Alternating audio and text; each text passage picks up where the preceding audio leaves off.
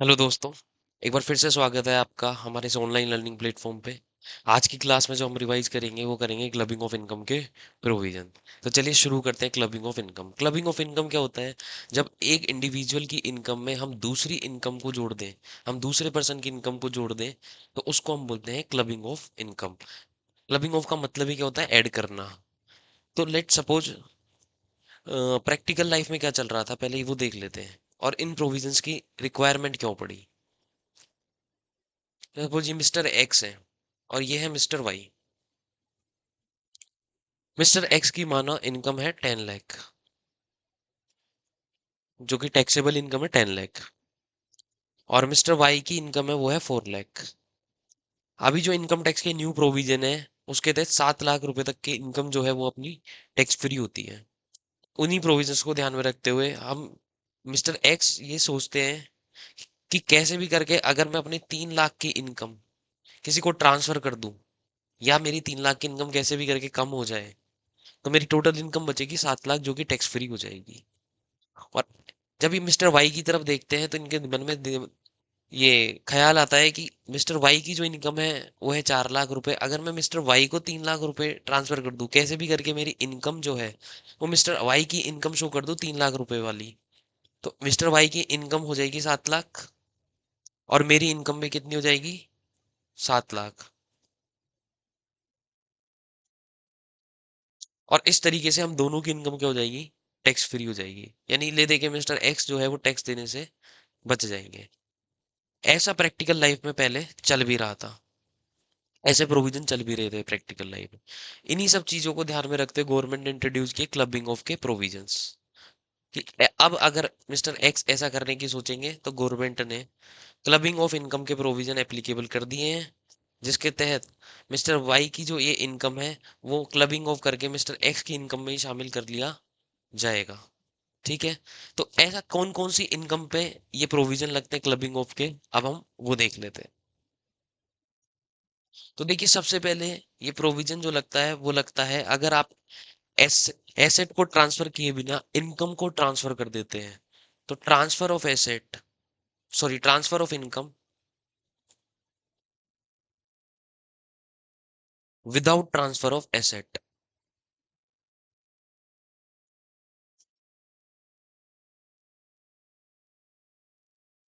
और अगर आपको इसका सेक्शन याद रखना है तो ये है सेक्शन 61।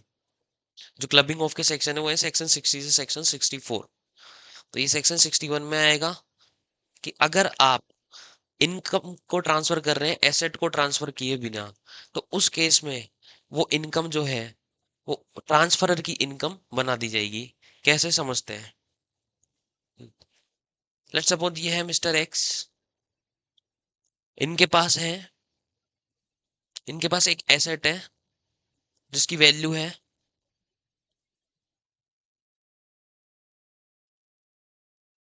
10 लाख, जिसकी वैल्यू है 10 लाख। इस एसेट से इनको एनुअली रेंट मिलता है, ये इन्होंने रेंट पे दे रखी है। एनुअल रेंट इनका सपोज कितना है? 70,000 रुपीज का एनुअल रेंट आ रहा है। मिस्टर एक्स क्या करते हैं? एक एग्रीमेंट करते हैं। क्या करते हैं? एक एग्रीमेंट करते हैं कि इस एसेट से जो भी रेंट मिलेगा, इस एसेट से जो भी रेंट रिसीव होगा,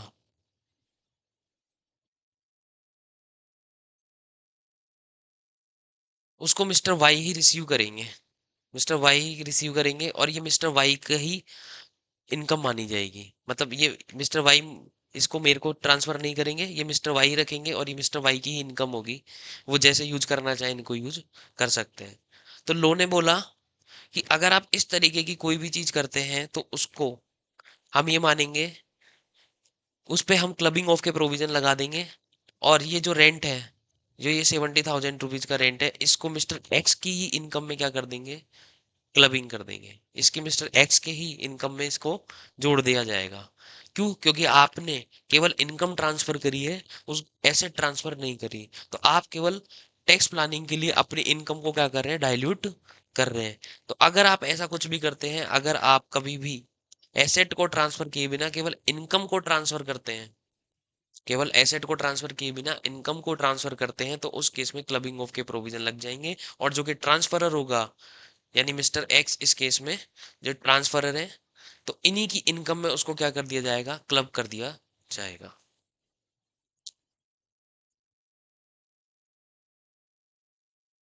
जब गवर्नमेंट ने सेक्शन इंट्रोड्यूस किया, इसके बाद लोगों ने एक नया दिमाग लगाया और लोगों ने क्या किया कि वो ट्रांसफर करने लग गए एसेट को, ट्रांसफर करने लग गए एसेट को।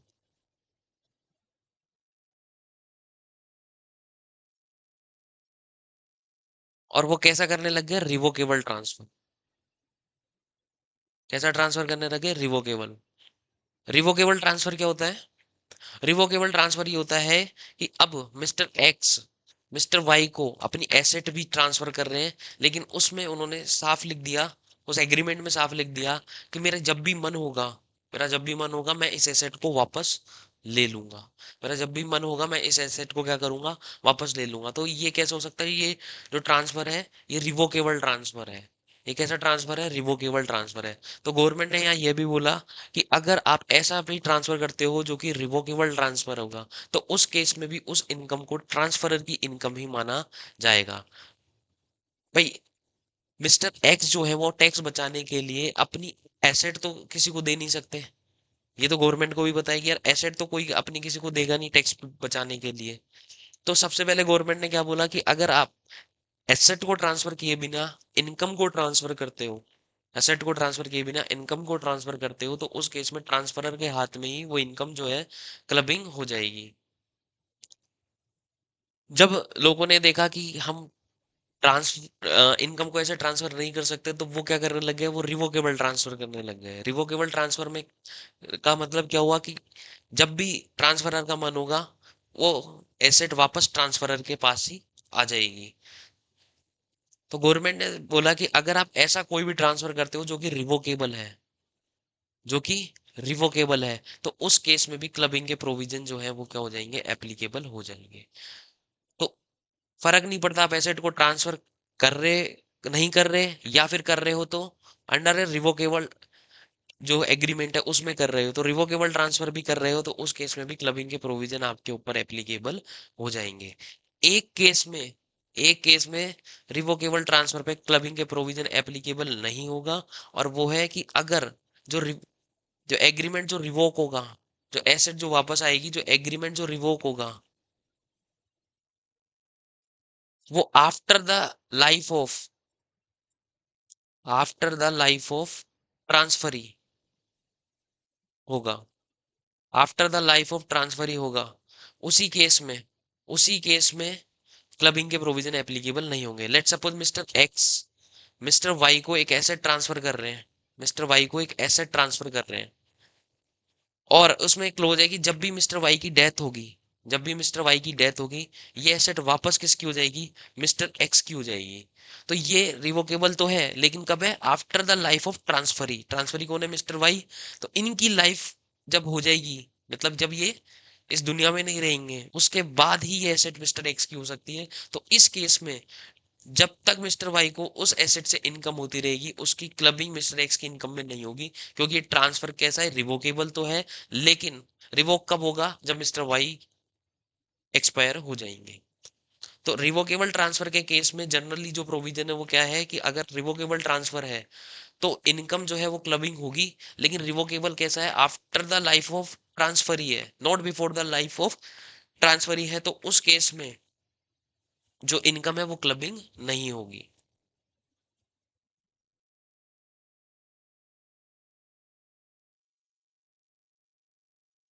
ठीक है,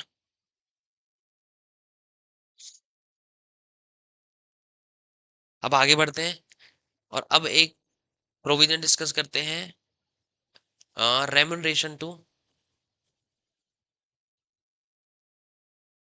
स्पाउस।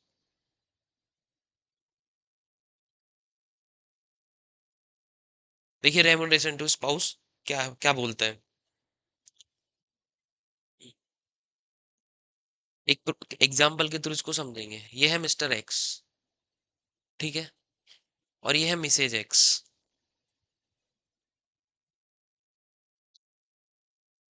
मिस्टर एक्स जो है वो एक्स वाई जेड कंपनी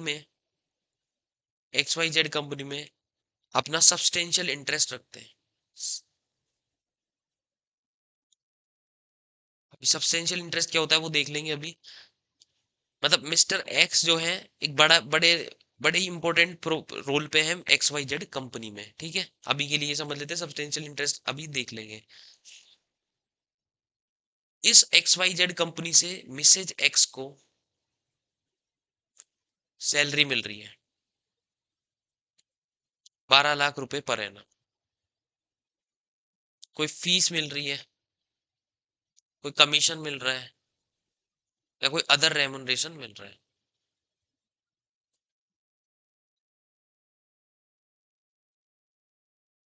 ठीक है। और ये जो मिसेज एक्स है, ये कोई भी प्रोफेशनल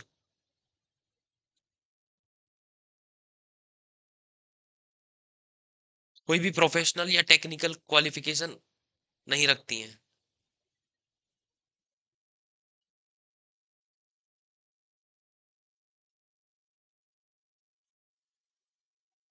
नो प्रोफेशनल और टेक्निकल क्वालिफिकेशन।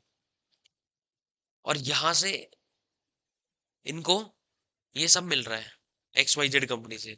और मिस्टर एक्स का एक्स वाई जेड कंपनी में क्या है, सब्सटेंशियल इंटरेस्ट है। तो लो ये बोलना चाह रहा है कि यहाँ से ऐसे एंटिटी से मिसेज एक्स को ये जो भी सब मिल रहा है वो मिस्टर एक्स के हाथ में ही क्या हो जाएगा, क्लब हो जाएगा। यानी ये जितनी भी इनकम यहाँ से मिसेज एक्स को मिली, 12 लाख रुपए मिली, और फीस के मिले 1 लाख, और अदर मिल गए 1 लाख, तो 14 लाख रुपए जो इस केस में मिले वो सब एक्स के हाथ में क्या हो जाएंगे, क्लबिंग हो जाएंगे। मिस्टर एक्स के हाथ में क्या हो जाएंगे, क्लबिंग हो जाएंगे। और ये माना जाएगा कि ये 14 लाख की जो इनकम है ना, ये मिस्टर एक्स की ही इनकम है। यानी कि अगर स्पाउस में किसी एक जो पार्टनर है उसका किसी भी एंटिटी में क्या है, सब्सटेंशियल इंटरेस्ट है, और वहां से उसके स्पाउस को बिना किसी प्रोफेशनल और टेक्निकल क्वालिफिकेशन के सैलरी, फीस या एज अदर रेमुनरेशन मिलता है, तो वो उसके हाथ में क्लबिंग हो जाएगा जिसका सब्सटेंशियल इंटरेस्ट उस एंटिटी में है। अब समझते हैं सब्सटेंशियल इंटरेस्ट क्या होता है। सब्सटेंशियल इंटरेस्ट का मतलब है कंपनी के केस में अगर mister x at least 20% 20% share hold करते हैं प्रीवियस ईयर में, कभी भी at any time in the previous year.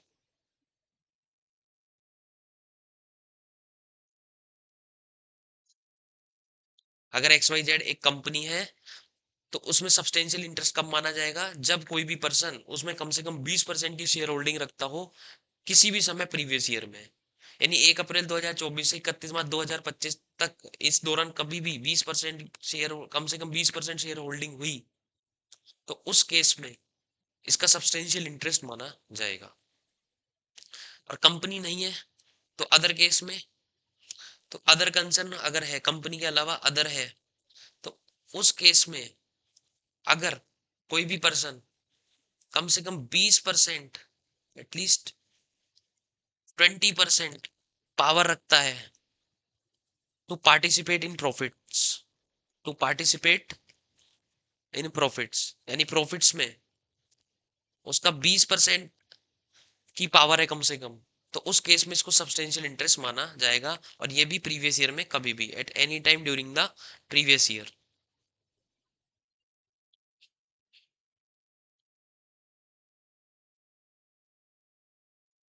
तो अगर इसको बोलते हैं हम सब्सटेंशियल इंटरेस्ट। तो सब्सटेंशियल इंटरेस्ट के केस में अगर आपका किसी कंसर्न में सब्सटेंशियल इंटरेस्ट है प्रीवियस ईयर में कभी भी, और वहां से आपके स्पाउस को कोई भी रेमुनरेशन, सैलरी, फीस, कमीशन मिलता है, और आपके स्पाउस में कोई भी प्रोफेशनल या टेक्निकल क्वालिफिकेशन नहीं है, तो उस केस में जो भी इनकम आपके स्पाउस को मिली है वो क्लब हो जाएगी, जिसकी सब्सटेंशियल इंटरेस्ट उस कंसर्न में है, उसके इनकम में ये क्लब हो जाएगी।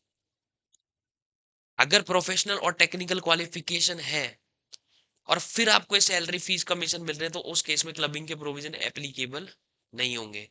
प्रोफेशनल और टेक्निकल क्वालिफिकेशन का मतलब किसी डिग्री वगैरह से नहीं है।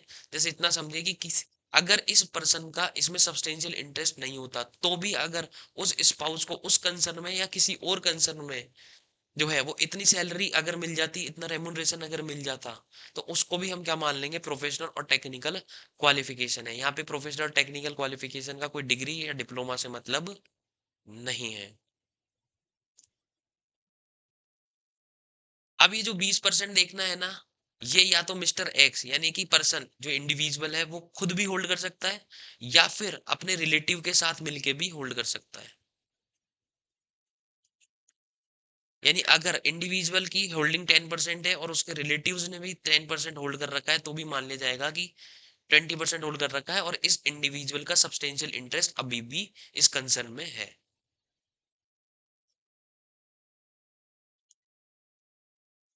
अब रिलेटिव में कौन कौन यहाँ पे शामिल होंगे, तो वो देख लेते हैं। रिलेटिव में इंडिविजुअल खुद, इंडिविजुअल के स्पाउस, इंडिविजुअल के ब्रदर, इसके सिस्टर,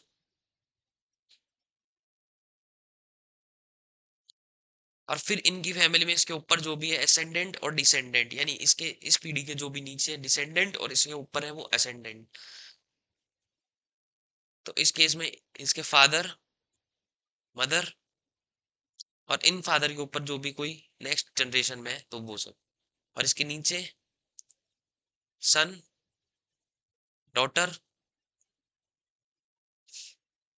और इस सन के नीचे जो भी है फिर वो भी इसमें इंक्लूड होते जाएंगे। तो रिलेटिव की डेफिनेशन में ये सब है। रिलेटिव की डेफिनेशन अलग अलग जगह पे अलग अलग होती है। जब आप गिफ्ट के चैप्टर में जब हम देखते हैं, जब गिफ्ट के प्रोविजन में रिलेटिव की डेफिनेशन देखते हैं तो वहाँ और भी वाइडर डेफिनेशन होती है, लेकिन यहाँ पे रिलेटिव की डेफिनेशन में इतने ही लोग शामिल हैं। हालांकि आपको ऐसे कोई याद करने की जरूरत है नहीं, ठीक है, डायरेक्ट आपको देगा रिलेटिव की होल्डिंग इतनी है, या फिर उसमें स्पाउस के ही ज्यादातर देता है। ठीक है। तो अगर उसने 20% होल्ड कर रखा है प्रीवियस ईयर में कभी भी, अलो आइदर इट्स ओन और अलोंग विद इट्स इंडिविजुअल, तो उस केस में इसका मान लिया जाएगा सब्सटेंशियल इंटरेस्ट है, और उस सब्सटेंशियल इंटरेस्ट होने के बाद उस कंसर्न से उसके स्पाउस को बिना किसी प्रोफेशनल और टेक्निकल क्वालिफिकेशन के अगर ये सब चीजें मिलती हैं, तो ये क्लबिंग उसके हाथ में हो जाएंगी, उस इंडिविजुअल के हाथ में हो जाएंगी जिसका सब्सटेंशियल इंटरेस्ट उस कंसर्न में है। अगर प्रोफेशनल और टेक्निकल क्वालिफिकेशन की बदौलत मिल रहा है तो वहां पे ये प्रोविजन एप्लीकेबल नहीं होगा।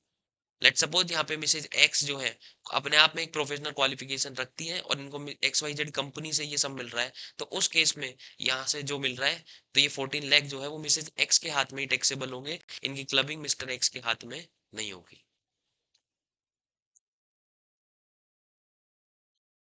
सवाल ये उठता है अगर दोनों का ही क्या है, सिग्निफिकेंट इंटरेस्ट है, both are substantial interested in the entity, दोनों का ही क्या है, सब्सटेंशियल इंटरेस्ट है। अगर दोनों का सब्सटेंशियल इंटरेस्ट है और दोनों ही कैसे हैं, कोई भी प्रोफेशनल या टेक्निकल क्वालिफिकेशन नहीं रखते हैं।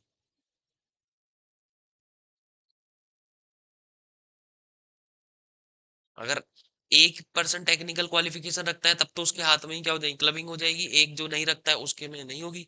लेकिन अगर दोनों ही टेक्निकल या प्रोफेशनल क्वालिफिकेशन नहीं रखते हैं तो उस केस में हम देखेंगे कि अदर इनकम किसकी ज्यादा है। अदर इनकम का मतलब, अदर इनकम का मतलब कि यहाँ से जो इस एंटिटी से जो पैसा मिल रहा है उसके अलावा और जगह से जो पैसा आ रहा है, जो और अदर इनकम है, वो किसकी ज्यादा है। लेट सपोज इस एंटिटी के अलावा मिस्टर एक्स जो है वो 5 लाख रुपए और कमा लेते हैं यहाँ से कमाने के अलावा, और मिसेज एक्स जो है ना वो 6 लाख रुपए कमा लेती है यहाँ से कमाने के अलावा, और इस कंसर्न से मिस्टर एक्स को मिले 15 लाख और मिसेज एक्स को मिले 12 लाख, तो अब क्लबिंग कैसे होगी। तो बोला अगर दोनों के पास ही प्रोफेशनल या टेक्निकल क्वालिफिकेशन नहीं है, उस केस में जिसकी अदर इनकम ज्यादा होगी ना उसमें क्लबिंग हो जाएगी। जिसकी भी अदर इनकम ज्यादा होगी। तो यहाँ पे अदर इनकम किसकी ज्यादा है, मिसेज एक्स की ज्यादा है। तो मिसेज एक्स की जो इनकम हो गई वो कितनी हो गई, एक तो 6 लाख रुपए ये इनकम है उनकी, एक 12 लाख रुपए उन्हें इस कंसर्न से मिले, और इस कंसर्न से ही जो मिस्टर एक्स को मिले हैं 15 लाख, वो भी मिसेज एक्स के हाथ में क्या हो जाएंगे, क्लबिंग हो जाएंगे। यानी मिस्टर एक्स की जो इनकम है वो 5 लाख रुपए हो जाएगी, और मिसेज एक्स की इनकम जो है वो उसमें ये तीनों ऐड हो जाएंगे। 15 6 21, 21 10 31 2 33 लाख। 33 लाख यहाँ पे जो इनकम है वो मिसेज एक्स की हो जाएगी, और मिस्टर एक्स की जो है वो कितनी हो जाएगी, 5 लाख। यानी अदर इनकम, अगर दोनों के पास, दोनों का सब्सटेंशियल इंटरेस्ट है कंपनी में या किसी भी कंसर्न में, और दोनों के पास ही कोई भी प्रोफेशनल या टेक्निकल क्वालिफिकेशन नहीं है, तो उस केस में हम देखेंगे कि अदर इनकम किसकी ज्यादा है, और जिसकी भी अदर इनकम ज्यादा होगी उसकी में ये इनकम जो है वो क्लबिंग उसकी में हो जाएगी, उसकी में क्लब हो जाएगी वो इनकम। ठीक है। लेकिन अगर दोनों की ही कोई अदर इनकम ही नहीं है, दोनों सिर्फ यहां से ही कमाते हैं, नो अदर इनकम, दोनों की ही भी कोई भी अदर इनकम नहीं है, दोनों सिर्फ यहां से कमाते हैं, तो उस केस में क्लबिंग के प्रोविजन एप्लीकेबल नहीं होंगे, नो क्लबिंग। उस केस में क्लबिंग के प्रोविजन एप्लीकेबल नहीं होंगे अगर दोनों की ही कोई भी अदर इनकम यहाँ पे नहीं है तो।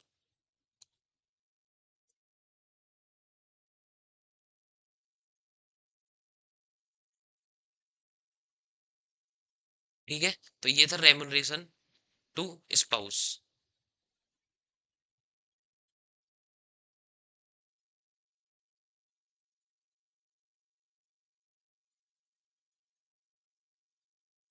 अब हम बात करते हैं एसेट ट्रांसफर टू स्पाउस।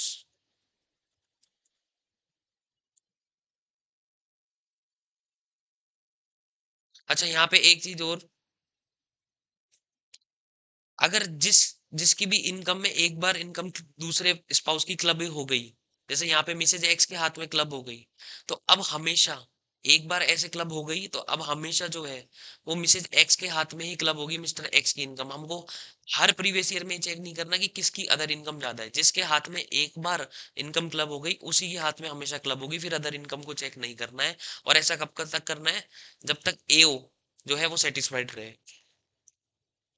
जब तक एओ नहीं बोल देता हमें आगे से कि अब आपको ये चेंज करना पड़ेगा, और एओ ऐसा बोलने से पहले आपको reasonable opportunity of being heard, यानी आपको भी सुनेगा, आपका कंसर्न भी सुनेगा, ऐसा ऑर्डर जब निकालने से पहले, या निकाल दिया तो तब तक ऐसे क्लबिंग जो है वो चेंज नहीं होगी जब तक कि आपको reasonable opportunity of being heard यहाँ पे प्रोवाइड ना हो।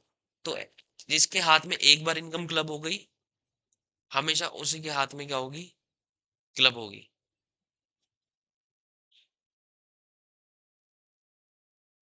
ठीक है। अब हम बात करते हैं एसेट ट्रांसफर टू स्पाउस। हमने एसेट के ऊपर दो देखे कि सबसे पहले आप क्या कर रहे थे, इनकम ट्रांसफर कर रहे थे विदाउट ट्रांसफर ऑफ एसेट।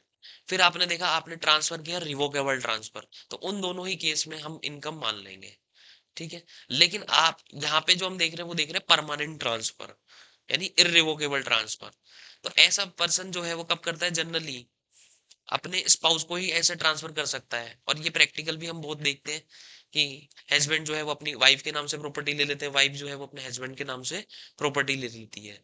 तो अगर आप एसेट ट्रांसफर कर रहे हो किसको, स्पाउस को, तो उस केस में भी क्लबिंग के प्रोविजन एप्लीकेबल हो जाएंगे। एसेट ट्रांसफर कर रहे हो अदर किसी को भी, तो फिर क्लबिंग के प्रोविजन एप्लीकेबल तभी होंगे जब वो इरिवोकेबल ट्रांसफर है, सॉरी जब वो रिवोकेबल ट्रांसफर है तभी क्लबिंग के जो है वो प्रोविजन एप्लीकेबल होंगे।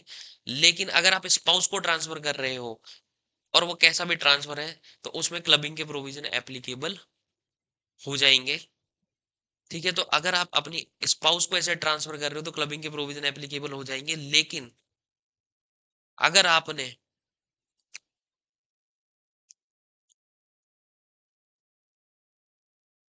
एडिक्वेट कंसिडरेशन में ट्रांसफर किया है, अगर आपने एडिक्वेट कंसिडरेशन में ट्रांसफर किया है, तो उस केस में प्रोविजन एप्लीकेबल नहीं होंगे। लेट सपोज मेरे पास कोई एसेट है जिसकी वैल्यू है 50 लाख रुपीज, और वो मैंने अपने स्पाउस को ट्रांसफर कर रही है और उनसे 50 लाख रुपए मैंने लिए हैं, तो उस केस में क्लबिंग के प्रोविजन एप्लीकेबल नहीं होंगे। तो अगर आपका एडिक्वेट कंसिडरेशन आपके स्पाउस ने दिया है तो उस केस में क्लबिंग के प्रोविजन एप्लीकेबल नहीं होंगे। या फिर जो आपने ट्रांसफर किया है वो under a contract to live apart. Live apart मतलब अलग रहने के लिए। ये जो आपने एसेट ट्रांसफर करी है ना, वो इसलिए करिए ताकि हम अलग रह लें, तो उस केस में भी क्लबिंग के प्रोविजन एप्लीकेबल नहीं होंगे। देखो, जब अलग रह रहे होंगे तो उस एसेट से जो भी इनकम आ रही होगी, तो वो जो है स्पाउस दूसरे को तो ट्रांसफर करने से रहे, तो वो तो ट्रांसफर करेंगे नहीं। तो इस केस में जब आप ट्रांसफर कब क्यों कर रहे हो, क्योंकि आपको अलग रहना है, लीव अपार्ट का कॉन्ट्रैक्ट है, तो फिर क्लबिंग के प्रोविजन यहाँ पे जो है वो एप्लीकेबल नहीं होंगे। तो अगर आपका एडिक्वेट कंसिडरेशन में आप ट्रांसफर कर रहे हो तो क्लबिंग के प्रोविजन एप्लीकेबल नहीं होंगे, या फिर आपका लीव अपार्ट का कॉन्ट्रैक्ट है तो क्लबिंग के प्रोविजन एप्लीकेबल नहीं होंगे। या फिर जब आपने एसेट ट्रांसफर करी, जब आपने एसेट ट्रांसफर करी, या फिर जब वहां से इनकम अराइज हो रही है उस एसेट से, तब आपकी जो है मैरिज जो है वो सबसिस्ट नहीं करती। मैरिज नॉट एग्जिस्ट यानी आपका क्या हो चुका है, या तो जब आपने एसेट ट्रांसफर करी थी तब, उस टाइम आपके जो है वो हस्बैंड वाइफ का रिलेशन नहीं था, शादी से पहले ही कर दिया है तो। या फिर जब एसेट ट्रांसफर करी तब तो आप मैरिड थे, लेकिन जब उससे इनकम आई तब तक आपका क्या हो चुका था, डाइवोर्स हो चुका था। तो अगर दोनों ही टाइम में से कभी भी मैरिज एग्जिस्ट नहीं कर रही है तो भी क्लबिंग के प्रोविजन एप्लीकेबल नहीं होंगे। दोनों ही टाइम, जब ऐसे ट्रांसफर करी, जब और जब उससे इनकम अराइज हुई, दोनों ही केस में आपकी मैरिज एग्जिस्ट करनी चाहिए, तभी ऐसा क्लबिंग का प्रोविजन एप्लीकेबल होगा।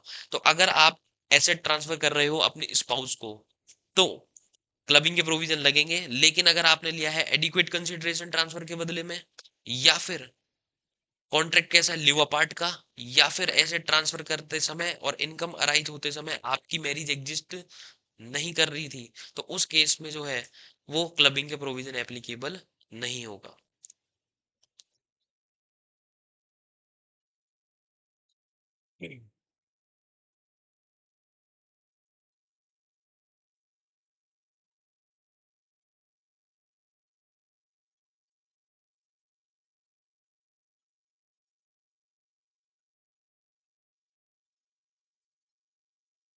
एक आपने चैप्टर देखा होगा, income from house property.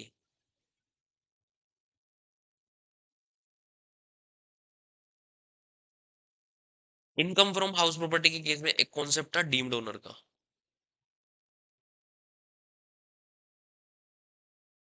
Section 27 में एक कॉन्सेप्ट था डीम्ड ओनर का।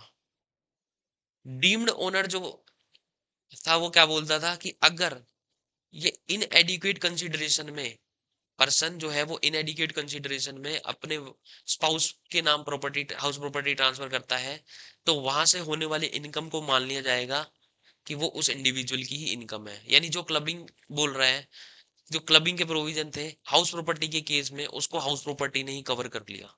हाउस प्रॉपर्टी के केस में उसको हाउस प्रॉपर्टी ने ही कवर कर लिया, तो उसकी जो क्लबिंग नहीं होगी, क्योंकि वो उसको सेक्शन 27 जब आप इनकम फ्रॉम हाउस प्रॉपर्टी निकालोगे तो वहीं उसको ऐड कर दोगे। ठीक है। सपोज मिस्टर एक्स ने अपनी एक हाउस प्रॉपर्टी मिसेज एक्स को ट्रांसफर कर दी, विदा बिना कंसिडरेशन के, और इस हाउस प्रॉपर्टी से 10 लाख की इनकम हो रही है। तो हमारा डीम्ड ओनर का जो कॉन्सेप्ट था वो ये बोलता था कि ये जो 10 लाख की इनकम होगी, ये मिस्टर एक्स के हाथों में क्या होगी, टैक्सेबल होगी। तो इस तो को ये क्लबिंग, ये जो प्रोविजन है यानी हाउस प्रॉपर्टी के केस में, ये जो चीज है वो क्लबिंग तक पहुंची नहीं, इसको हाउस प्रॉपर्टी ने अपने आप में ही डील कर लिया। तो जब आप क्लबिंग का चैप्टर पढ़ते हो तो उसमें लिखा होता है कि ये this provision not applicable when income arise from house property, क्योंकि इसको हाउस प्रॉपर्टी ने ही कवर कर लिया। सेम कॉन्सेप्ट है जो क्लबिंग के कॉन्सेप्ट बोल रहा है। ठीक है, वही कॉन्सेप्ट है यहाँ पे। तो उसमें कंफ्यूज नहीं होना है कि ये हाउस प्रॉपर्टी पे एप्लीकेबल क्यों नहीं होता, क्योंकि हाउस प्रॉपर्टी ने उसको वहीं कवर कर लिया। अब आपने क्या अच्छा, अब जो आप ये एसेट ट्रांसफर कर रहे हो, जो आप एसेट ट्रांसफर कर रहे हो अपने स्पाउस को, ये डायरेक्ट भी हो सकती है और इनडायरेक्ट भी हो सकती है। यानी या तो कोई आप अपनी एसेट को डायरेक्ट ट्रांसफर कर रहे हो, कोई एसेट है, सपोज ए बी सी कोई एसेट है, जिसको आपने अपनी स्पाउस को ट्रांसफर कर दिया, उससे इनकम अर्न हो रही है 1 लाख रुपीज पर एनम। एक तो ये केस है। तो ये तो हो गया डायरेक्ट ट्रांसफर। इनडायरेक्ट ट्रांसफर क्या होगा? लेट सपोज आपने 10 लाख रुपीज अपने स्पाउस को दिए, बैंक ट्रांसफर किया, और वहां से उन्होंने उस 10 लाख रुपए का, क्या किया? कोई एसेट परचेज कर लिया। लेट सपोज डिबेंचर ही परचेज कर लिए, और इस डिबेंचर से उनको पर एनम 1 लाख रुपए का इंटरेस्ट मिल रहा है। तो ये जो इनकम हुई, ये भी कैसे इनकम हुई? ये इनडायरेक्ट इनकम हुई। तो चाहे इनकम डायरेक्ट हो, चाहे इनकम इनडायरेक्ट हो, अल्टीमेट इसको क्लब तो होना ही है। अल्टीमेट ये मिस्टर एक्स के हाथ में ही क्या होगी? क्लब होगी। ठीक है। तो हमें ये नहीं देखना कि उसने डिबेंचर ट्रांसफर ही नहीं किए थे तो क्या इस पे क्लबिंग के प्रोविजन एप्लीकेबल होंगे। तो बिल्कुल क्लबिंग के प्रोविजन एप्लीकेबल होंगे। अब चाहे आपका जो ट्रांसफर है वो डायरेक्ट ट्रांसफर हो, चाहे वो आपका इनडायरेक्ट ट्रांसफर हो।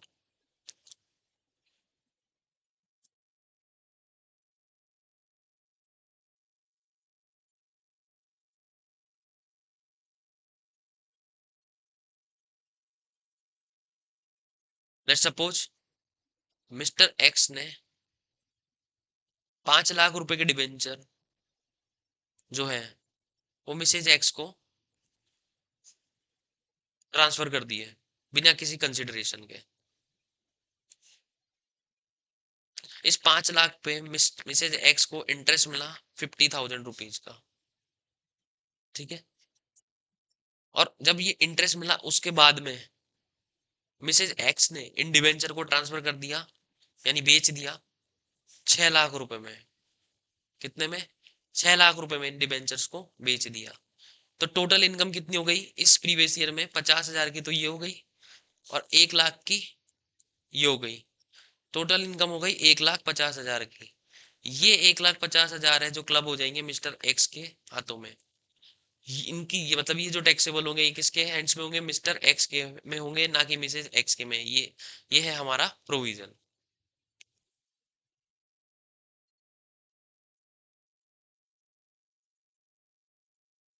लेट्स सपोज मिस्टर एक्स ने 5 लाख रुपए कैश ट्रांसफर किया या बैंक ट्रांसफर किया मिसेज एक्स को, और मिसेज एक्स ने यहां से डिबेंचर परचेज कर लिए, और सेम वही 50,000 रुपए का इंटरेस्ट कमाया, और 1 लाख रुपए में कैपिटल गेन कमाया जो उन्होंने बेचा वहां से। इस केस में भी ये जो 1,50,000 है ये मिस्टर एक्स के हाथ में क्या हो जाएंगे? क्लब हो जाएंगे।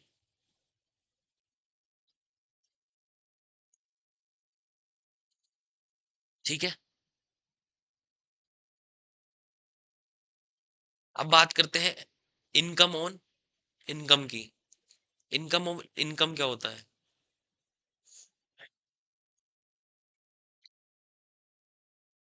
तो देखिए लेट्स सपोज मिस्टर एक्स ने मिसेज एक्स को 5 लाख रुपए के डिबेंचर ट्रांसफर किए थे। 5 लाख रुपए के डिबेंचर ट्रांसफर किए थे। ठीक है। जिसको मिसेज एक्स ने रुपीज 6 लाख में क्या कर दिए? सेल कर दिए। ठीक है। और 1 लाख का यहाँ पे क्या होगा? कैपिटल गेन हो गया।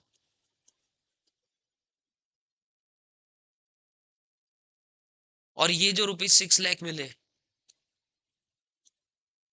ये जो रुपीज 6 लाख मिले, इनकी एफडी करवा दी मिसेज एक्स ने। क्या करा दी? एफडी करा दी। और इस एफडी पे इनको इंटरेस्ट मिला 50,000 रुपए। इस एफडी पे इंटरेस्ट कितना मिला? 50,000 रुपए। अब समझना मिस्टर एक्स के हाथ में क्लबिंग कितनी होगी और मिसेज एक्स के हाथ में इनकम कितनी टैक्सेबल होगी। तो देखिए मिस्टर एक्स के हाथ में जो टैक्सेबल होगा, सबसे पहले तो 1 लाख रुपए का जो कैपिटल गेन है, 1 लाख रुपए का जो कैपिटल गेन हुआ 6,000 का, 6 लाख का बेचने पर, ये इनकम मिस्टर एक्स की मान ली जाएगी, इनके हाथ में क्लबिंग हो जाएगी। फिर जब ये 6 लाख की एफडी कराई, जब ये 6 लाख की एफडी कराई, तो इसमें 50,000 रुपए जो थे, 50,000 रुपए का इंटरेस्ट मिला। इस 50,000 का इंटरेस्ट जो है उसको हम इस रेशो में बांट लेंगे कि 5 लाख, क्योंकि हमने एफडी कितने की कराई है, 6 लाख की, और मिस्टर एक्स का ओरिजिनल अमाउंट जो दिया था उन्होंने वो कितना था, 5 लाख रुपए का था। मिस्टर एक्स ने जो ओरिजिनल अमाउंट ट्रांसफर किया था वो कितने का था, 5 लाख रुपए का था। तो उतना ही इंटरेस्ट मिस्टर एक्स के हाथ में क्लब होगा। जो इंटरेस्ट जो इंटरेस्ट 1 लाख रुपए पे मिला है, जो इंटरेस्ट 1 लाख रुपए पे मिला है, वो मिसेज एक्स के हाथ में ही टैक्सेबल होगा, वो मिसेज एक्स के हाथ में टैक्सेबल होगा। क्यों? क्योंकि इनकम, हम इनकम पे क्लबिंग के प्रोविजन नहीं लगते। यहाँ पे इनकम हुई 1 लाख रुपए की, इस 1 लाख रुपए पे फिर से इनकम अगर कोई हो रही है तो उस पे क्लबिंग के प्रोविजन नहीं लगेंगे। तो इसलिए जो फर्दर जो इनकम होगी उसको बाइफरकेट करेंगे कि ओरिजिनल जो अमाउंट ट्रांसफर किया था उस पे कितनी इनकम हो रही है, और जो इनकम ऑलरेडी अर्न करी वापस उस पे उन कितनी इनकम अर्न हो रही है। तो इनकम और इनकम पे क्लबिंग के प्रोविजन एप्लीकेबल नहीं होंगे। जैसे इस एग्जांपल में हमने देखा कि 5 लाख रुपए के डिबेंचर मिस्टर एक्स ने ट्रांसफर किए थे, जिसको मिसेज एक्स ने 6 लाख रुपए में सेल कर दिए। तो 1 लाख रुपए का कैपिटल गेन हुआ, ये मिस्टर एक्स के हाथ में टैक्सेबल होगा। जब 6 लाख रुपए आए तो उनकी एफडी करा दी गई और उस पे इंटरेस्ट मिला। तो उस इंटरेस्ट को हम बाइफरकेट करेंगे कि मिस्टर एक्स के हाथ में कितना क्लबिंग होगा। 5 लाख पे जो इंटरेस्ट आया वो मिस्टर एक्स के हाथ में क्लब होगा, और 1 लाख पे जो इंटरेस्ट आएगा वो मिसेज एक्स के हाथ में टैक्सेबल होगा। ठीक है? तो इनकम और इनकम पे क्लबिंग के प्रोविजन एप्लीकेबल नहीं होंगे।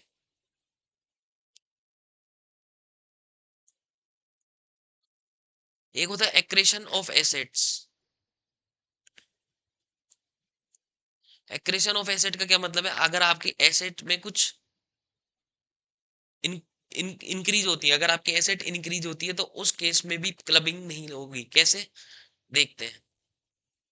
मिस्टर एक्स ने मिसेज एक्स को 10,000 शेयर ट्रांसफर किए, एबीसी लिमिटेड के।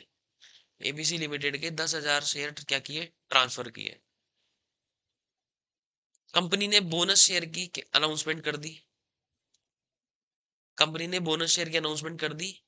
तो इनको 1,000 जो है वो बोनस शेयर मिल गए मिसेज एक्स के। मिसेज एक्स को अब 1,000 बोनस शेयर मिल गए। बोनस शेयर मिलने के बाद कंपनी ने डिविडेंड अनाउंस कर दिया कि अब इन पे क्या मिलेगा, डिविडेंड मिलेगा। तो अब जो मिसेज एक्स को जो डिविडेंड मिलेगा वो कितने शेयर्स का मिलेगा, 11,000 शेयर्स का। 11,000 शेयर्स का डिविडेंड मिलेगा। तो बोले जो फर्दर इसको हम बाइफरकेट करेंगे, जो भी डिविडेंड मिलेगा, लेट सपोज यहाँ पे 1,10,000 रुपए डिविडेंड मिला, 10 रुपए पर शेयर डिविडेंड मिला, 1,10,000 रुपए डिविडेंड मिला। तो इसको मिस्टर एक्स के हाथ में केवल 10,000 शेयर का जो डिविडेंड है ना वही क्लब होगा। 1,000 शेयर का जो डिविडेंड है वो मिसेज एक्स के हाथ में क्या होगा, टैक्सेबल होगा। क्योंकि जो शेयर है वो बढ़े हैं। तो बढ़ी अगर एसेट में कोई भी वृद्धि होती है, कोई भी एक्रेशन होता है एसेट का, तो उस केस में जो भी इनकम होगी उस वो क्लब नहीं होगी। ठीक है? तो इनकम ऑन इनकम क्लब नहीं होती और एक्रेशन ऑफ एसेट क्लब नहीं होता है।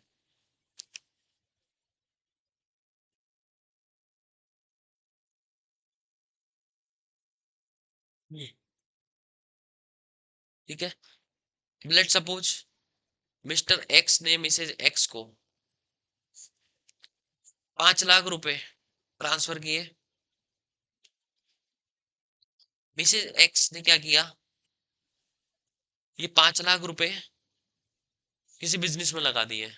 इनका बिजनेस ओपन कर लिया 5 लाख रुपए का। और यहां से मिसेज एक्स को प्रॉफिट होता है इस बिजनेस से 50,000 रुपए। 50,000 रुपए का बिजनेस होता है। तो ये 50,000, सॉरी 50,000 का प्रॉफिट होता है, तो ये 50,000 किसके हाथ में टैक्सेबल होगा, मिस्टर एक्स के हाथ में टैक्सेबल होगा।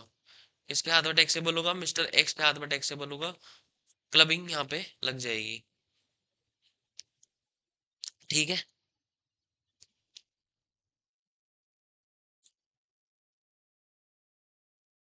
अब देखो मिसेज एक्स जो है ना, मिसेज एक्स ये दो तरीके के बिजनेस में पैसा लगा सकती है। या तो प्रोपराइटरी में, या फर्म में। मतलब इन दोनों में business पैसा लगा सकती है जहां से टैक्स प्लानिंग की जा सकती है। मिसेज एक्स जो है वो प्रोपराइटरी में या फर्म में पैसा लगा सकती है, कंपनी में लगा सकती है, कंपनी में भी लगा सकती है, लेकिन कंपनी जो भी प्रॉफिट अर्न करेगी उसमें कंपनी टैक्स दे देगी। तो वहां पे तो एक क्लबिंग का सवाल ही नहीं उठता, क्योंकि जो फिर उनको जो कंपनी ने ऑलरेडी टैक्स वहां पे पे कर दिया। अब मिसेज एक्स अगर प्रोपराइटरी फर्म ओपन करती है तो उस केस में यहाँ से जो भी प्रॉफिट होगा, यहाँ से जो भी प्रॉफिट होगा वो मिस्टर एक्स के हाथ में क्या होगा, टैक्सेबल हो जाएगा। अगर वो फर्म में पैसा लगाती है तो फर्म जो है वो अपने पार्टनर को तीन चीजें देती है। एक तो प्रॉफिट,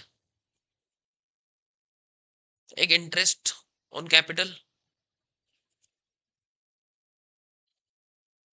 और एक salary, salary to working partner.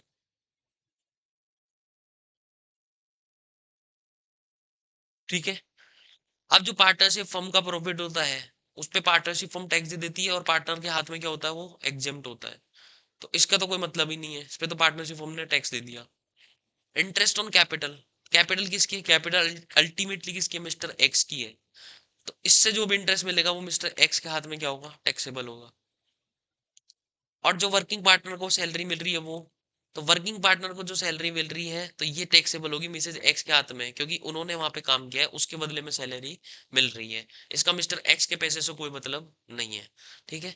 तो क्लबिंग कौन, पार्टनरशिप के केस में क्लब क्या होगा, केवल इंटरेस्ट ऑन कैपिटल।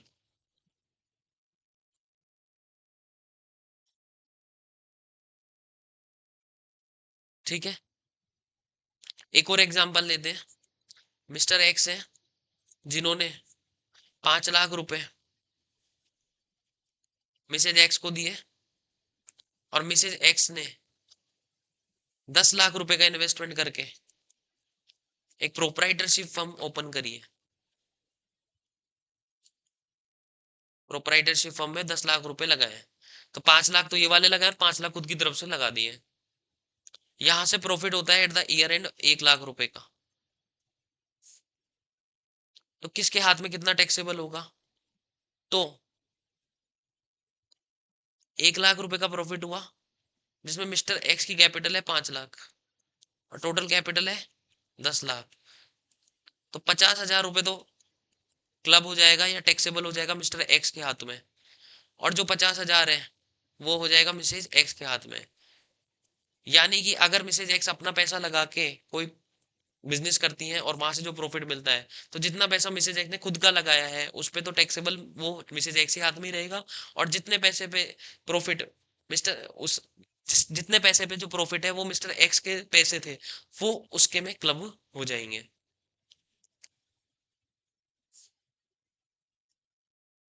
ठीक है।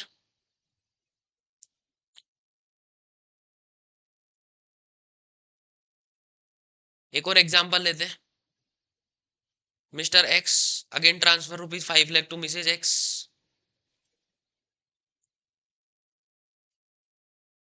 5 लाख रुपए ट्रांसफर किए।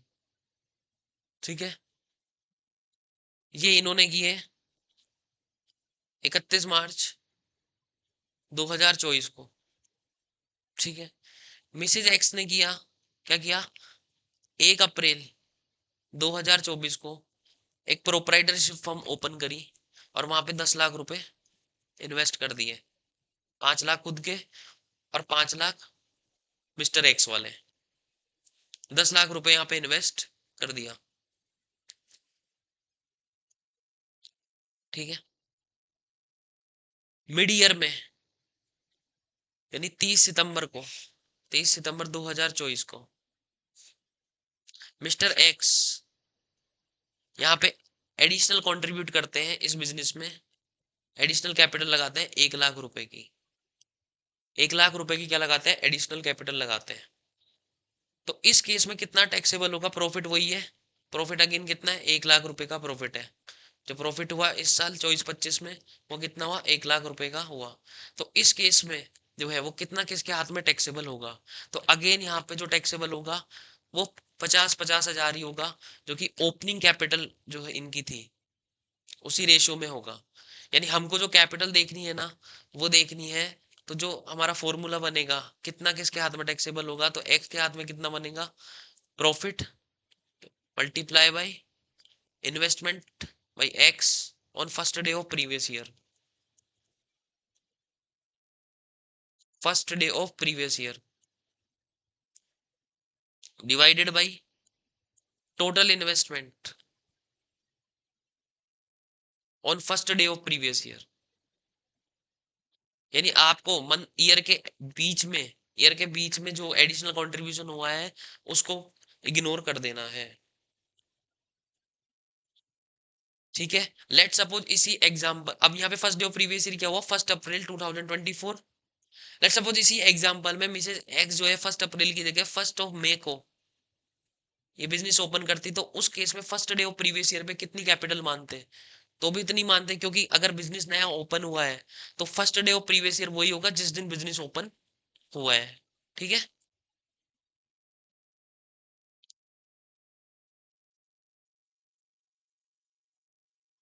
तो ये सारा आपके वो था जो आपने एसेट ट्रांसफर करी स्पाउस को। अब हम बात करते हैं income of minor child.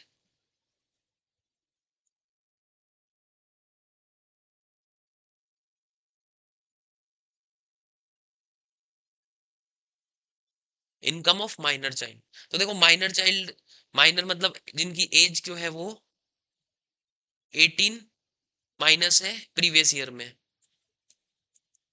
18 minus है प्रीवियस ईयर में। ठीक है, अब माइनर चाइल्ड की जो इनकम है ना वो उनके पेरेंट्स के हाथ में क्या होगी, टैक्सेबल होगी, वो उनके पेरेंट्स के हाथ में क्या होगी, टैक्सेबल होगी। ठीक है, लेकिन कुछ केस ऐसे हैं जिनमें माइनर जो बच्चे हैं उनकी इनकम जो है वो पेरेंट्स के हाथ में टैक्सेबल ना होके उन्हीं की इनकम मानी जाएगी, बच्चों की ही इनकम मानी जाएगी। तो वो केस कौन से हैं, अगर माइनर ने इनकम अर्न करी है ड्यू टू मैनुअल लेबर, मतलब उसने लेबर वर्क किया है और वहां से उसको अपने लेबर के बदले में उसको जो है वो पैसा मिला है, तो उस केस में ये माइनर की इनकम मानी जाएगी, ये पेरेंट्स के इनकम में क्लब नहीं होगा। या फिर उनको जो इनकम मिली है वो उनके स्किल या टैलेंट की वजह से मिली है, जैसे कि डीआईडी लिटिल चैम्प, इनमें क्या होता है बच्चे ही परफॉर्म करते हैं, तो अगर उनके टैलेंट की वजह से उनको वहां से इनकम मिली है तो उस केस में भी ये पेरेंट्स के हाथ में क्या नहीं होगी, क्लब नहीं होगी। तीसरी चीज, अगर इनकम हुई है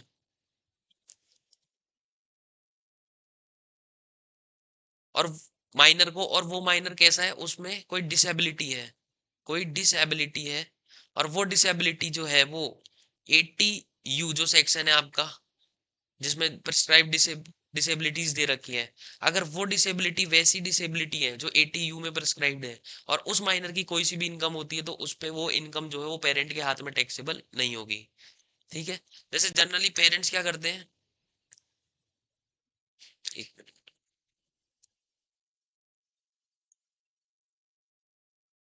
जनरली पेरेंट्स क्या करते हैं अपने बच्चों के नाम पे लेट सपोज कोई एफडी करा दी 10 लाख रुपए की, और इस एफडी पे मान लो 1 लाख रुपए का इंटरेस्ट आया, तो ये 1 लाख रुपए का जो इंटरेस्ट है ना वो पेरेंट्स की इनकम ही माना जाएगा, पेरेंट्स की इनकम ही माना जाएगा। ठीक है, लेकिन अगर बच्चा 1 लाख रुपए डीआईडी लिटिल चैम्प से अर्न करके लाता है तो उस केस में वो इनकम जो है वो उसके स्किल और टैलेंट की वजह से है, तो इस केस में उनकी ये जो इनकम है वो माइनर के हाथ में टैक्सेबल होगी, क्लब नहीं होगा। ठीक है, या फिर पेरेंट्स ने 10 लाख रुपए की एफडी कराई, पेरेंट्स ने 10 लाख रुपए की एफडी कराई और उसपे 1 लाख रुपए का मिला इंटरेस्ट, लेकिन जिस बच्चे की एफडी कराई थी, जिस बच्चे के नाम पे वो एफडी कराई थी उसमें कोई ऐसी डिसेबिलिटी है जो 80 यू में प्रिस्क्राइब्ड है, जो कि 80 यू में प्रिस्क्राइब्ड है, तो उस केस में भी ये 1 लाख रुपए की जो इनकम है वो पेरेंट्स के हाथ में क्या नहीं होगी, क्लब नहीं होगी। यानी किसी पेरेंट्स के दो बच्चे हैं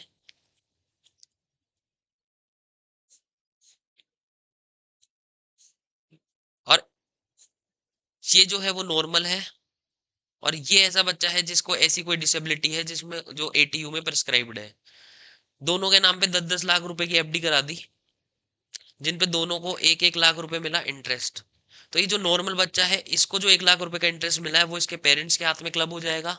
लेकिन ये बच्चा जिसको 80 यू की डिसेबिलिटी है, उस केस में ये 1 लाख रुपए क्लब नहीं होगा, ये माना जाएगा उस बच्चे की ही इनकम है। ठीक है। अब पेरेंट्स तो दोनों ही होते हैं,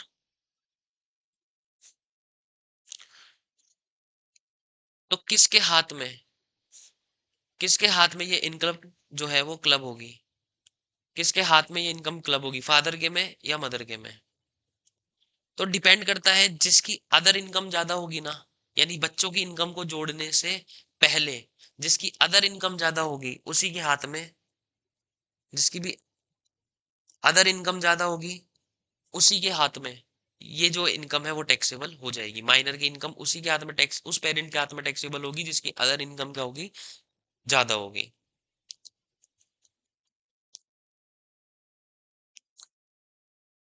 1 मिनट।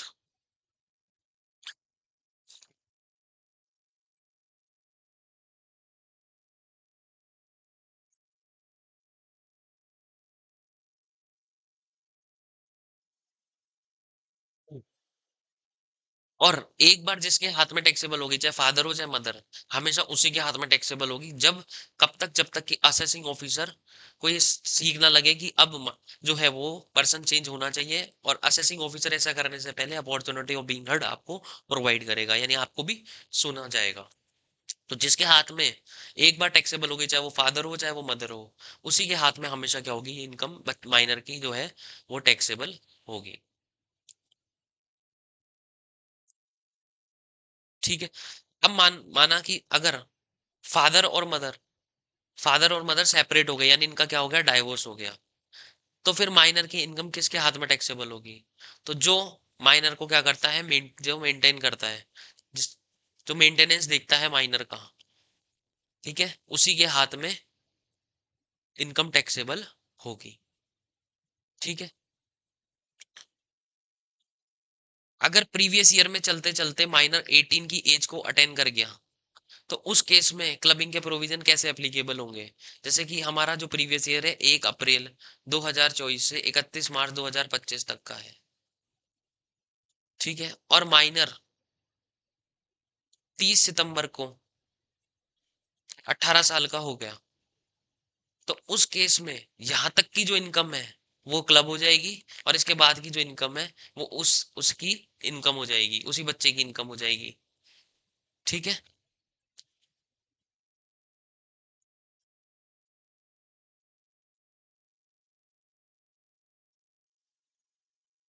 यहाँ पे अगर आपकी माइनर मैरिड डॉटर भी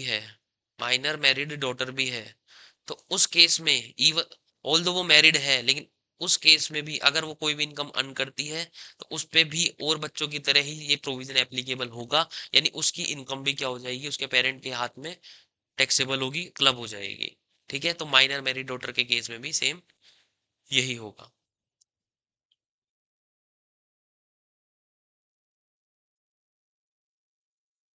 अगर माइनर बच्चे की इनकम पेरेंट के हाथ में जो है अगर माइनर बच्चे की इनकम पेरेंट के हाथ में टैक्सेबल होती है, तो उनको एक एग्जेम्पशन भी मिलती है। उनको एग्जेम्पशन भी मिलती है, और वो एग्जेम्पशन है, या तो जो इनकम क्लब हुई हो, इनकम जो है वो क्लब हुई हो वो, या फिर ₹1500, विच एवर इज लोअर,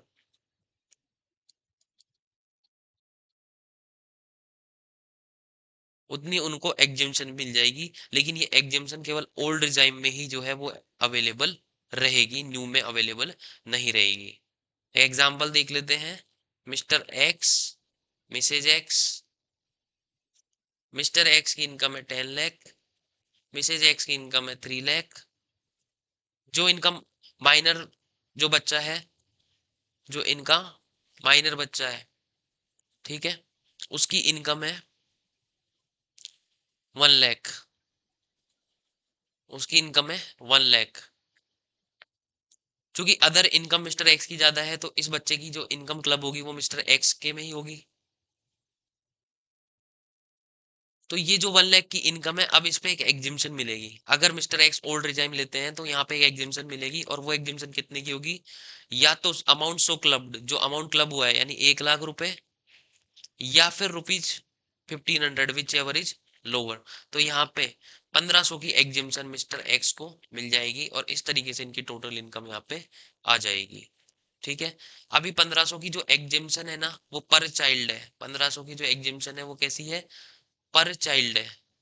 और irrespective of number of child, यानी सैलरी हेड की तरह ये नहीं देखना कि 2 ही बच्चे तक की एग्जिम्पशन मिलेगी, ऐसा कुछ है। Irrespective of number of child, कितने ही बच्चे हो, पर बच्चा 1500 रुपए की यहाँ पे एग्जिम्पशन मिल जाएगी जब इनकम क्लब होगी। तो अगर मान लो माइनर की इनकम 800 रुपए है, तो 800 रुपए के केस में कोई भी इनकम क्लब नहीं होगी। अगर पेरेंट्स ने क्या लिया है, ओल्ड रिजाइम यहाँ पे लिया है, तो 800 रुपए की जो इनकम है वो क्लब नहीं होगी, क्योंकि अमाउंट सो क्लब जो कि 800 है, और 1500 विच एवर इज लोअर, तो 800 जिसकी एग्जाम्पशन यहाँ पे मिल जाएगी। ठीक है। तो इनकम ऑफ माइनर चाइल्ड समझ में आया। अच्छा, अभी हमने देखा था asset transfer to spouse. Asset transfer to spouse वो पूरा देखा था। तो उस केस पे जहां भी स्पाउस है ना, वो प्रोविजन वो प्रोविजन जो है वो बहू पे भी एप्लीकेबल हो जाता है। यानी जो, कैसे, जो अपने सन की वाइफ है, अगर आप उसको भी ऐसे ट्रांसफर करते हो ना, सन की वाइफ को भी अगर ऐसे ट्रांसफर करते हो ना, तो उस पे भी वो सेम प्रोविजन एप्लीकेबल हो जाएंगे जो आपने स्पाउस को ऐसे ट्रांसफर करते टाइम पढ़े हैं। वो सारे प्रोविजन, अगर आप सन की वाइफ को भी ऐसे ट्रांसफर कर रहे हो, तो उस केस में वो सारे प्रोविजन एप्लीकेबल हो जाएंगे। ठीक है। अब एक चीज और देखेंगे। ये माइनर चाइल्ड वाला तो हो गया, एक चीज और देखेंगे। अगर आप सेल्फ कंस्ट्रक्टेड प्रॉपर्टी है, यानी आपकी खुद की प्रॉपर्टी है, जो आप एचयूएफ को ट्रांसफर कर देते हो, जो आप एचयूएफ को ट्रांसफर कर देते हो विदाउट कंसिडरेशन या विदाउट एडिक्वेट कंसिडरेशन,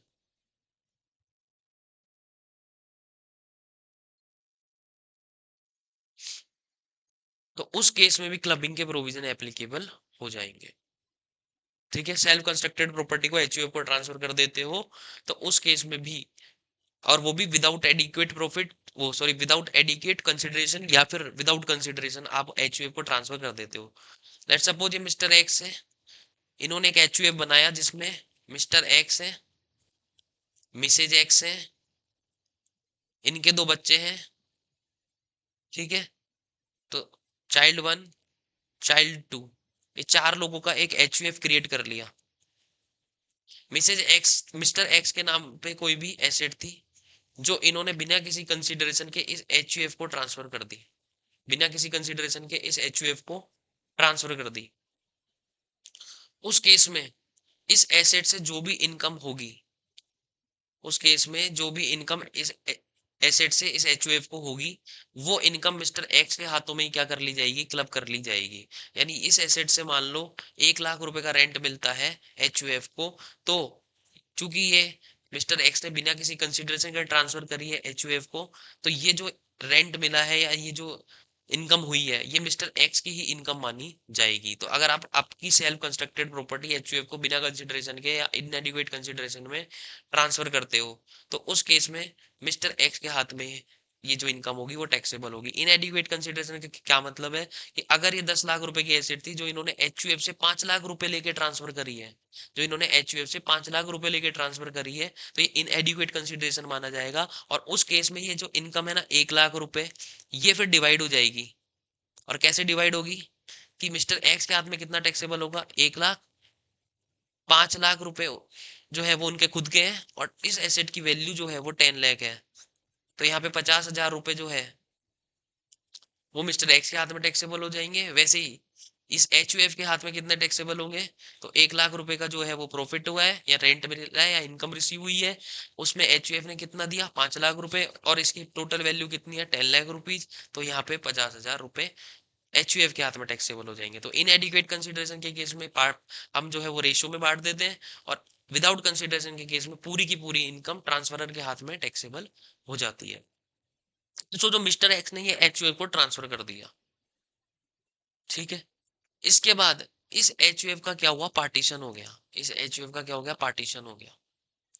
अब चूंकि इस एचयूएफ का पार्टीशन होगा तो उस केस में इस एसेट का भी पार्टीशन होगा, ये भी डिवाइड हो जाएगी। तो अब इस कितने लोगों में डिवाइड हो जाएगी, जितने एचयूएफ में मेंबर है, यानी 4 मेंबर है तो 4 जगह पार्टीशन हो जाएगा इसका। यानी 10 लाख की एसेट है तो सबको, चारों को जो है वो मिस्टर एक्स को मिल जाएगी 2,50,000 की, मिसेज एक्स को मिल जाएगी 2,50,000 की, इनका जो चाइल्ड 1 है उसको मिल जाएगी, और जो चाइल्ड 2 है उसको मिल जाएगी 2,50,000 की। ठीक है, पार्टीशन हो गया।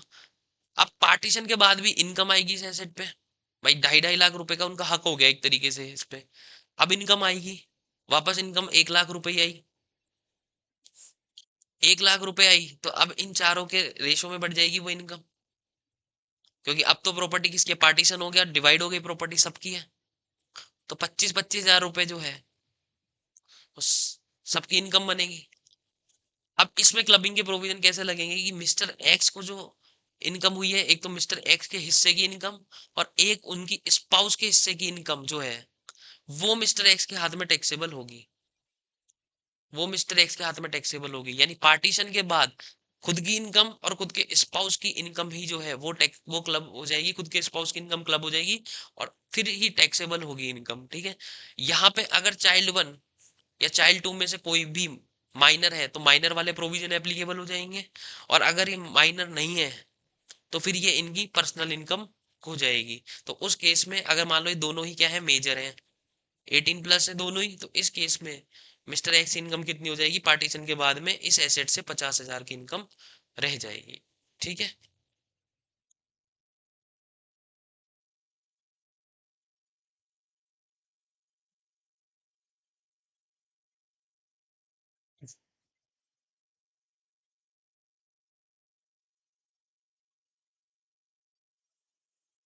फिर लास्ट सेक्शन जो है, जो लास्ट प्रोविजन है वो देख लेते हैं। सेक्शन 65 है, उस केस में लो जो है, ये सेक्शन जो है असेसिंग ऑफिसर को पावर देता है, असेसिंग ऑफिसर को पावर देता है कि असेसिंग ऑफिसर के पास ये राइट है, ये पावर है कि वो ट्रांसफरी जो है, या जिसको इनकम रिसीव हुई है, उस केस में जो टैक्स का पैसा है वो इससे भी वसूल कर सकता है, इसको भी डिमांड नोटिस इशू करके वो पैसा वसूल कर सकता है। हालांकि वो इनकम किसकी होगी, ट्रांसफरर की इनकम होगी, या जिसकी ओरिजिनल एसेट है उसकी इनकम होगी, उसकी इनकम होगी। लेकिन उसके टैक्स जो बन रहा है उसके लिए वो, जिसको इनकम मिल रही है, जो इनकम रिसीव कर रहा है, उसको भी असेसिंग ऑफिसर नोटिस इशू कर सकता है टैक्स का पेमेंट करने के लिए। ठीक है, तो ये था आपका क्लबिंग ऑफ का चैप्टर, ये हमारा रिवीजन पूरा होता है। तो ये उम्मीद है ये चैप्टर आपको पसंद आया होगा। ठीक है, थैंक यू, मिलेंगे अगली क्लास में।